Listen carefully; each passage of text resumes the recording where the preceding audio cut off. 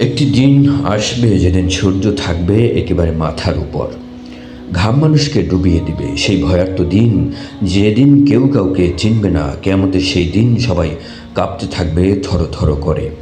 কিন্তু আল্লাহ তাআলা এমন এক কঠিন দিনেও 7 শ্রেণীর মানুষকে সেই ভীতিকর অবস্থায়ও আরশের নিচে ছায়া দান করবেন। আসুন আমরা জেনে নেই সেই সৌভাগ্যবান 7 শ্রেণীর মানুষ কারা। প্রথম, ইনসাফপূর্ণ শাসক, যিনি আল্লাহকে ভয় করে ন্যায়ের সঙ্গে শাসন করেন, ক্ষমতা থাকা সত্ত্বেও গর্ব করেন না, বরং সমাজে ইনসাফ প্রতিষ্ঠা করেন।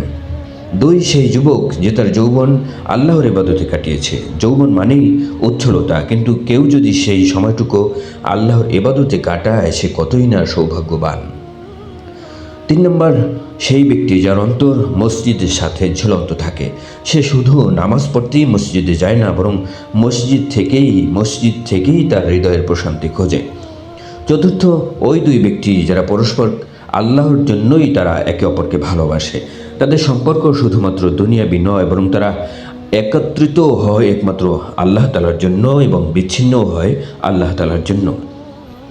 5, এমন ব্যক্তি যাকে কোনো রূপসী নারী পাপ কাজের প্রতি আহ্বান জানায়, কিন্তু সে বলে আমি আল্লাহকে ভয় করি। যৌবনের উত্তাপে থেকেও সে নিজেকে সংযত রাখে এবং সত্যিকার অর্থেই সে আল্লাহ ভীরু। 6 নম্বর, এমন ব্যক্তি যে এত গোপনে দান করে যা তার ডান হাত দান করলেও তার বাম হাত জানে না সে কতটুকু দান করছে। অর্থাৎ আড়ালে নিঃশব্দে লোক দেখানো ছাড়া একমাত্র আল্লাহর সন্তুষ্টির জন্যই সে ব্যক্তি দান করে থাকে।